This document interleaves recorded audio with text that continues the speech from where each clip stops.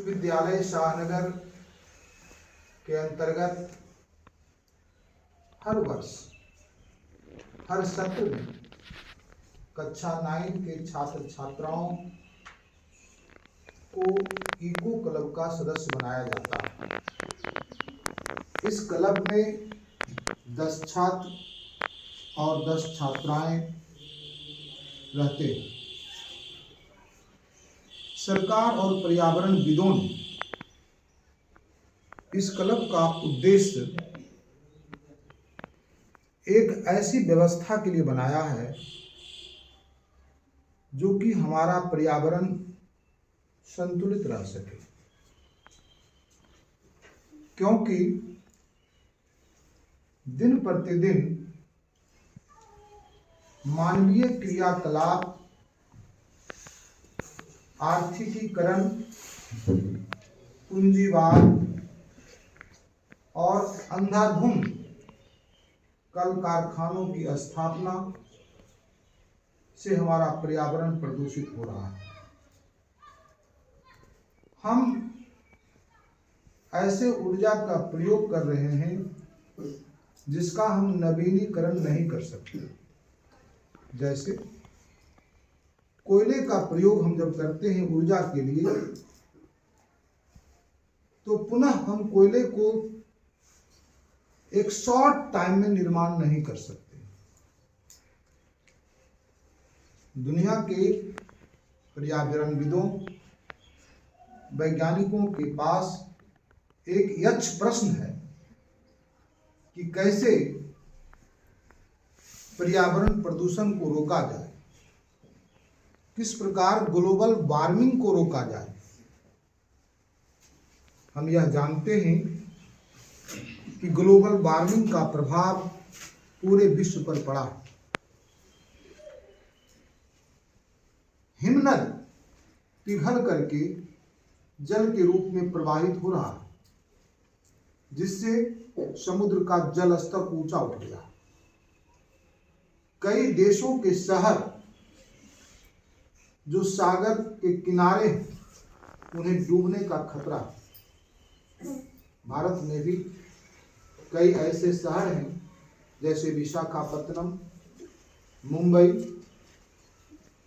अगर पर्यावरण प्रदूषण को नहीं रोका जाए तो एक दिन ऐसे बड़े बड़े दुनिया के शहर जलमग्न हो जाएंगे।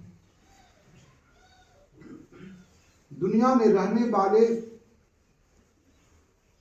सभी जीवों पर यह खतरा मंडरा रहा है, चाहे मानव हो चाहे पेड़ पौधे। मानव और पेड़ पौधे के बीच एक अन्योन्याश्रय संबंध है। इन संबंधों को बरकरार रखने के लिए समाज अपने अपने तरीके से अवेयरनेस करते हैं। विद्यालय परिवार भी इको क्लब के माध्यम से एक ऐसा प्लेटफॉर्म है जो कि शिक्षकों, छात्र छात्राओं और समुदाय को पर्यावरण के प्रति संवेदनशील बनाता है। यह संवेदना इस प्रकार की है कि हम कैसे पुनः उन पदार्थों का रिसाइकलिंग करके उसका उपयोग कर सके। इको क्लब के अंतर्गत प्रोजेक्ट वर्क, स्वच्छता अभियान, जन जागरूकता अभियान, कंपटीशन, क्विज प्रतियोगिता, कई अन्य गतिविधियां करते हैं। आज देखा होगा कि रेन हार्वेस्टिंग समाज में काफी चल पड़ी। हमारे छतों पर बहने वाले जल, सड़कों और गलियों में बहने वाले जल को हम किस प्रकार उसका पुनः उपयोग कर सकते हैं, चाहे वो सिंचाई के लिए हो, चाहे भूमिगत जल स्तर को ऊंचा उठाने के लिए। जल बह करके नदियों में चली जाती है और समुद्र में चले जाते हैं, लेकिन अगर हम रेन हार्वेस्टिंग करते हैं, जल का संचयन करते हैं, तो हमारा भूमि का जो जल स्तर बरकरार रहता है। आप सब देखते होंगे कि ग्रीष्मावकाश में या गर्मी के दिनों में बहुतों के नल जल सूख चुके हैं। चापाकल नहीं चलते, सिंचाई के लिए उनका बोरिंग नहीं चलता। क्यों? आज हमारे भी विद्यालय में एक चापाकल नहीं चल रहा है, क्योंकि जल स्तर नीचे चला गया। अगर विद्यालय में रेन हार्वेस्टिंग हम किए होते, जल संचयन का क्रियाकलाप होता, तो वह चापाकल चालू रहता। तो बच्चों को, छात्र छात्राओं को यह जानना बहुत आवश्यक है कि पर्यावरण कैसे हमारे मित्र हैं, पर्यावरण के प्रति कैसे हम संवेदनशील बने। हम उन कचरों को भी रिसाइकलिंग कर सकते हैं। हम बेस्ट प्लांट बना सकते हैं। आज हम गोबर से सिर्फ ईंधन ही नहीं बनाते, गोबर से बिजली भी हम उत्पादन कर सकते हैं। किचन से निकले हुए डस्ट को भी हम जैविक कार्यों के लिए ला सकते हैं।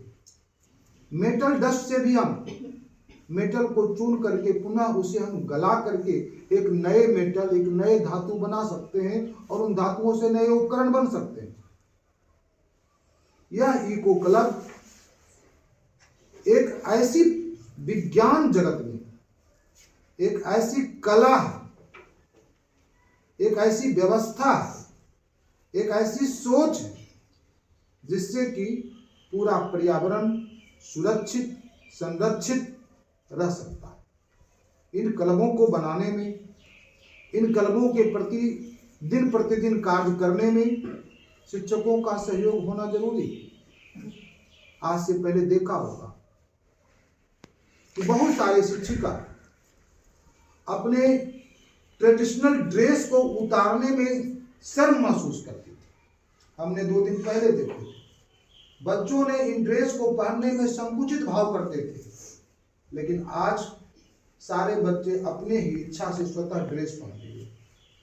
शिक्षक और मैडम ने भी अपने पारंपरिक पोशाक को उतरकर इको क्लब की ड्रेस पहन ली। यह दर्शाता है कि विद्यालय की शिक्षिका, विद्यालय के शिक्षक और विद्यालय के छात्र और छात्रा किस प्रकार पर्यावरण के प्रति संवेदनशील हो रहे हैं।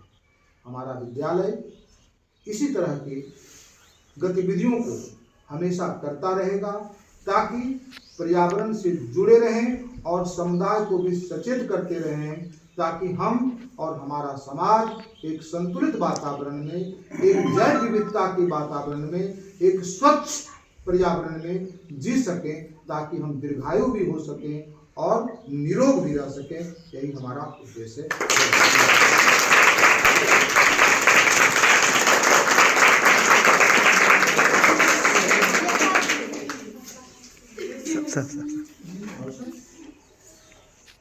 अब देखो, एक पर्यावरण